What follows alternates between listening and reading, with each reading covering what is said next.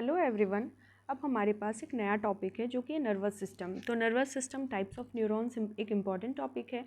May be ये short में आ जाए, मे बी ये लॉन्ग में आ जाए, तो इसको कर लेते हैं।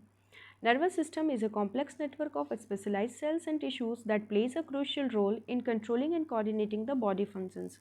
बॉडी के फंक्शन को रेगुलेट करने में ये बहुत इंपॉर्टेंट रोल प्ले करता है। ये हमारे बॉडी को कंट्रोल और कोऑर्डिनेट भी करता है। It enable us to perceive, process, respond to information from environment. Perceive करना मतलब इन्फॉर्मेशन को लेना, गैदर करना, प्रोसेस करना और रिस्पॉन्ड करना उसके बेसिस पे। ठीक है, कैसे हम वो इन्फॉर्मेशन वो क्या रिएक्ट करना जो इन्वायरमेंट से हमें इन्फॉर्मेशन प्राप्त हुआ है उससे। और ये हमारे बहुत सारे बॉडी फंक्शन को रेगुलेट कर रहा है, जैसे कि मूवमेंट, सेंसेशन और metabolic activities. Control and coordination में कैसे हेल्प कर रहा है? Nervous system integrate and processes information from various sources allowing us to respond to changes in our environment, ताकि हम इन्वायरमेंट में क्या क्या चेंजेस हो रहे हैं उसके बेसिस पे रिस्पॉन्ड कर सके खुद को। चलिए और भी हम लोग समझते हैं। Sensory perceptions. Sensory perception nervous system जो है वो इनेबल करता है परसीव करना और इंटरप्रेट करना सेंसरी इन्फॉर्मेशन हमारे इन्वायरमेंट से, जैसे कि sight, touch, taste, smell, etc. Movement and motor control. Movement and motor control कैसे वर्क करेगा? नर्वस सिस्टम हमारे वॉलेंट्री और इनवॉलेंट्री मूवमेंट को, जैसे कि मसल कॉन्ट्रैक्शन हो गया, रिलैक्सेशन हो गया, सबको कंट्रोल करता है। नर्वस सिस्टम ये भी इनेबल करता है कि हम थिंक कर सके, ठीक है, लर्न कर सके, रिमेंबर कर सके, और क्रिटिकल रोल प्ले करता है हमारे इमोशनल और बिहेवियरल रिस्पॉन्सेस में। अब हम एक्सोनल ट्रांसमिशन समझते हैं क्या होता है। Axonal transmission, the neuron is regionally differentiated cell. Axonal transport is the process by which materials, chiefly membranous and metabolically active, are transported and move rapidly from one region to another. Axonal transmission में क्या होता है? जो information है या फिर जो metabolically active substance है वो सारे एक रीजन से दूसरे रीजन तक कैसे ट्रांसफ़र होते हैं, तो वो एक्सोनल ट्रांसमिशन के हेल्प से। एक्सोनल ट्रांसपोर्ट 2 डायरेक्शंस में होता है। पहला सेल बॉडी से टर्मिनल की तरफ, इसको हम लोग एंटेरोग्रेड कहते हैं।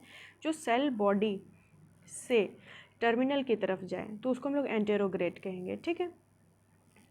और जो टर्मिनल से सेल बॉडी की तरफ जाएगा ऐसे उल्टा, उसको हम लोग रेट्रोग्रेड कहते हैं, ठीक है।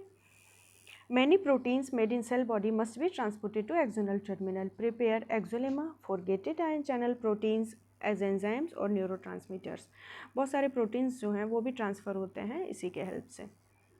अब एंटेरोग्रेड और रेट्रोग्रेड क्या है? Transport material from cell body towards the axon.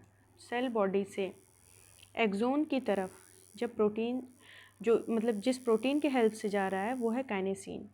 Retrograde में अपोजिट होगा, मतलब एक्सोन से सेल बॉडी की तरफ जाएगा, कौन से प्रोटीन के हेल्प से? डाइनेनिन के हेल्प से, ठीक। Both transport use a certain protein that travels along microtubules of the cytoskeleton. कुछ सर्टेन प्रोटीन्स का यूज़ करके ये एंटेरोग्रेड और रेट्रोग्रेड ट्रांसपोर्ट होता है।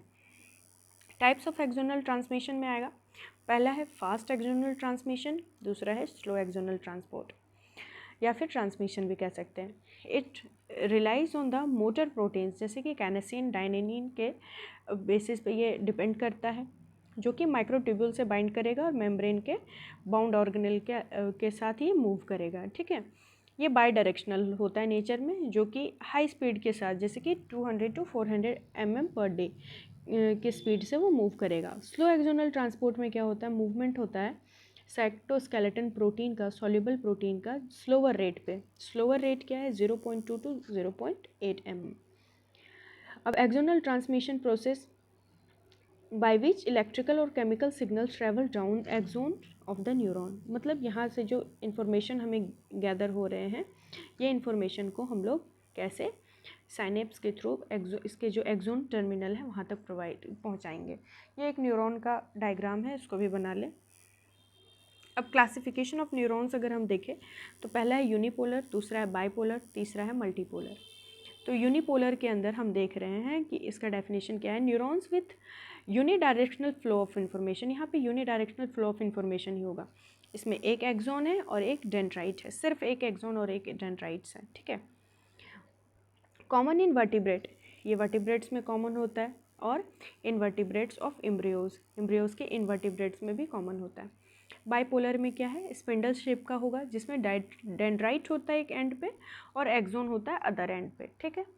डेंड्राइट और एक्सोन अटैच होता है सेल के बॉडी से, ठीक है, देखिए यहाँ पे सेल के बॉडी से अटैच है। उसके बाद है मल्टीपोलर, यहाँ पे बहुत सारे डेंड्राइट्स होते हैं लेकिन एक्सोन सिर्फ एक होता है। डायग्राम क्लियर नहीं है, डायग्राम आप नेट से देख लें। तो ये बहुत सारे डेंड्राइट्स प्रेजेंट होते हैं लेकिन एक्सोन एक ही होता है। ये found as motor and interneurons, यहाँ पे मोटर और इंटरन्यूरॉन के फॉर्म में प्रेजेंट होता है। Thank you so much.